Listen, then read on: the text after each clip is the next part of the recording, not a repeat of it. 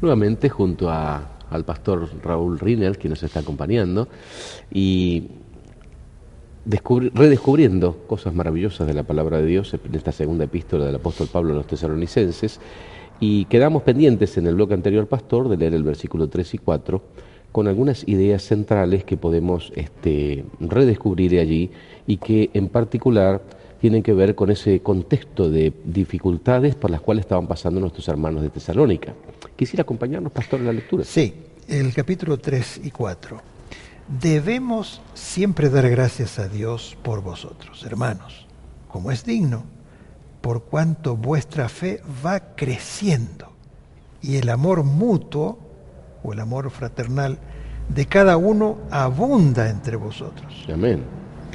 Tanto que nosotros mismos nos gloriamos de vosotros en las iglesias de Dios, de vuestra paciencia y fe, en todas las persecuciones y tribulaciones que soportáis. Amén. Esta es una evidencia del justo juicio de Dios, para que seáis tenidos por dignos del reino de Dios, por el cual padecéis. Amén. Amén. Es evidente que acá Pablo les asegura que ellos son aceptados por Dios, ¿no? Y él tiene en cuenta de que los débiles, los que están abrumados, entristecidos, tal vez desanimados, necesitan ser consolados, fortalecidos, animados, ¿no? Yo agrego el hecho de que si una planta no continúa su crecimiento normal, va a ir decreciendo y va a morir finalmente, y la iglesia espiritualmente va a pasar lo mismo si no crece, pero él les dice que su fe va creciendo, que su amor se expande, luego que su paciencia es firme y es fuerte frente a los problemas que ellos enfrentaban, especialmente la persecución, ¿no? Ahora agrega también el hecho de la paciencia. La persona que es paciente es la persona fuerte, no necesariamente fuerte en fuerza física, ¿no? Sino que es fuerte moralmente, con su carácter, que resiste, que cualquier pinchacito no lo hace explotar. Esa es la persona paciente, ¿no? La que persevera. Y dice que su paciencia es constante. Realmente maravilloso. Así, a mí me impacta profundamente esas ideas, ¿no? Pablo da gracias a Dios por todos ellos, es tan amoroso como él lo hace, como es digno, dice, por cuanto vuestra fe va creciendo y se va expandiendo, como tú decías, y el amor de todos y cada uno de vosotros abunda para con los demás. O sea, sin duda era una iglesia amorosa, en crecimiento, en ternura, en disposición de servicio, tanto que nosotros mismos nos gloriamos en vosotros. Estabas contento de dar testimonio de esta iglesia. Pablo se gloriaba y le daba testimonio y dice, mírenlos allá, los de Tesalónica, lo que están haciendo, ¿no? A pesar de esto y de esto otro. O sea, había tribulaciones, había persecuciones, había momentos de dificultad y adversidad, sí, las tenían, pero ellas las soportaban. Pero no como quien soporta porque no le queda otra salida. Lo soportaban porque justamente había en ellos fe, había en ellos amor, había en ellos gratitud. En el texto anterior, y estudiamos la semana anterior, había gozo, había oración sin cesar. O sea, todos estos aspectos son los que sostienen a una persona que incluso en medio de las peores circunstancias, y como tú decías, pueden ejercer una genuina paciencia. Porque está que aquel que se está con tipo olla a presión, ¿no? Soporta, pero solamente dar una gotita más y explota, ¿no? Esa no es paciencia. Paciencia es aquel que, sea en lo poco o en lo mucho, él aprende a controlar su espíritu, controla su carácter y permite que esta situación no lo abrume ni pierda el control de las circunstancias, ¿no? Porque es fácil dar rienda suelta a nuestro enojo. ¿Cuántas veces vemos, incluso hoy en día por televisión, gente que se desboca y dice cosas y después no era nada de lo que pensaba? ¿Y cómo volver atrás ahora, después de todo lo que pasó, ¿no? Y a veces se han armado verdaderas guerras por causa de esto. Entonces, en lo humano, el ser humano está preparado para el enojo, para el rencor, desde lo pecaminoso me refiero. Es como que nuestra naturaleza está entrenada. Tenemos el gen del rencor, el gen del enojo, el gen de llevarme, me hiciste mal, yo te voy a hacer peor, ¿no? La retribución negativa de mi parte. Entonces eso está. Pero controlar eso y permitir que en vez de eso yo tenga amor sin acepción de personas, amando incluso a aquellos que me persiguen, bueno, eso solo proviene del cielo. Sin duda, solo Dios puede obrar así. Y Pablo se gloriaba con esa iglesia a pesar de esas dificultades, ¿no? Por otro lado, nadie persigue a una iglesia que está muerta, a una iglesia muy buena la observación. Aquietada. Claro, estaba en actividad, en movimiento. Estaban perseguidos porque estaban muy activos, muy unidos. Y las evidencias cristianas aparecían a flor de la piel, ¿no? Claro. Ahora, me hace acordar un poco a las mutuos, amor mutuo, amor fraternal, mutuales, confraternidad, ese amor entre hermanos. Hoy se puede hablar de, bueno, la fraternidad italiana, la fraternidad brasilera, pero ese amor mutuo hacían una confraternidad cristiana que llamaba poderosamente la actitud, la atención de los demás. Entonces eran molestia para los demás. Pero ¿quién molesta? El que está activo. Correcto. Así pasó con Jesús y con tantos otros, ¿no? Y obras de bien. Tú mencionabas hoy al inicio, pasó con Caín y Abel, el primer homicidio en la historia. Cuando alguien quiso hacer las cosas bien, fue desaprobado por su propio hermano de sangre que no quiso hacer las cosas bien. Exacto. Y eso trae conflicto, naturalmente. Entonces, está en nuestra propia naturaleza y solo Dios puede cambiarlo. Pero obviamente esta iglesia había comprendido, y repito, no está tan distante la realidad de Tesalónica, pastor, aunque yo estaba a 500 kilómetros de Pablo, sí, y a nosotros hoy estamos a 2000 años de historia en relación con ello, pero no estamos tan lejos porque la naturaleza humana sigue siendo exactamente la misma. Sí. Tal vez no tengamos persecuciones, como tú decías, como las había en ese tiempo, pero hay otro tipo de persecuciones. Sí. Tuvimos un profesor años bastante anciano, pero muy experimentado, muy práctico, y él nos decía: en el mundo entero, debajo de la camisa, todos los hombres son iguales.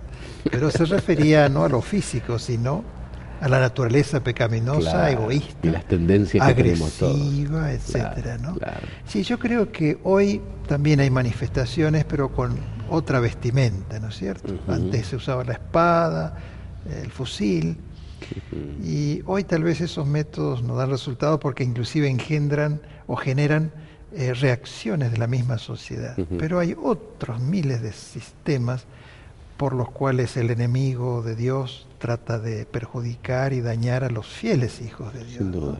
Y lo que me llama por eso me atención es el texto 5 que usted leyó, pastor, donde dice que esto es demostración del justo juicio de Dios, para que seáis tenidos por dignos del reino de Dios, por el cual asimismo padecéis.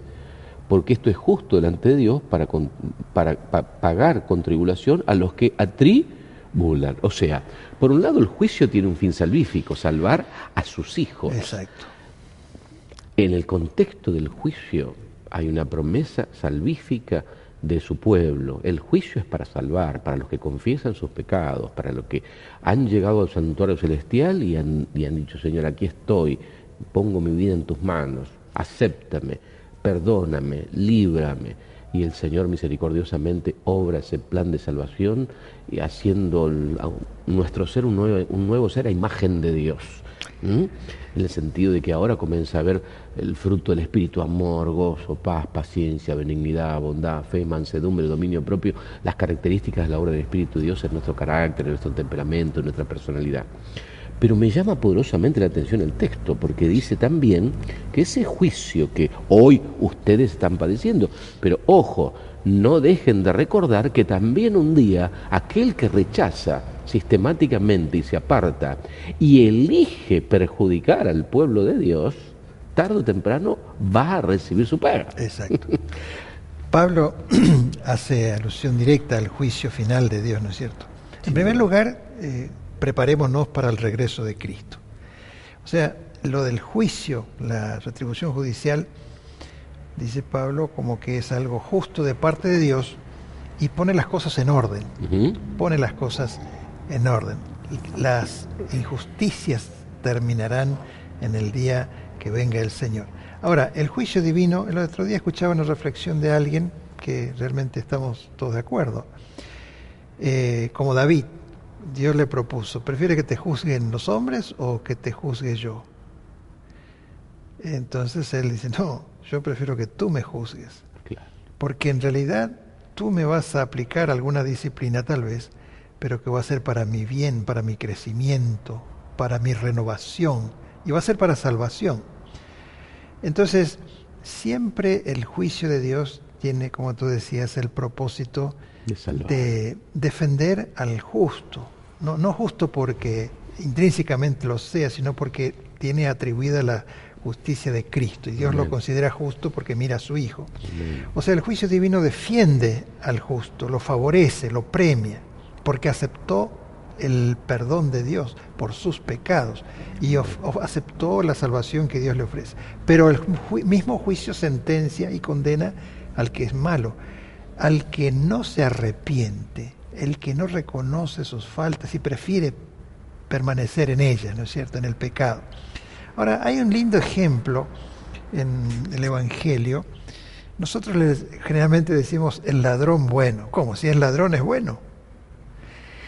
Él era malo, era un ladrón, era un sedicioso, quizás asesino, y fueron dos los que fueron crucificados, uno a cada lado de Jesús. Pero uno se burlaba y aún en la cruz maldecía y renegaba. Y se burlaba de Cristo, que era su Salvador.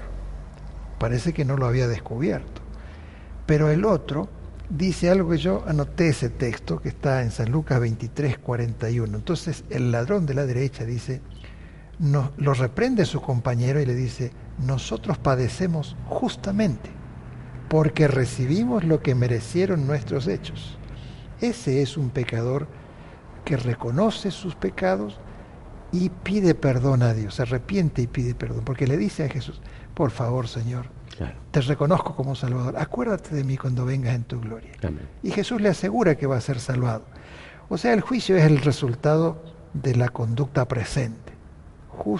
El justo será justificado, el fiel, y el otro será condenado, ¿no es cierto? O sea, están los que quebrantan, rechazan de lleno a Cristo, y están los creyentes, pero que son negligentes, se perderán finalmente.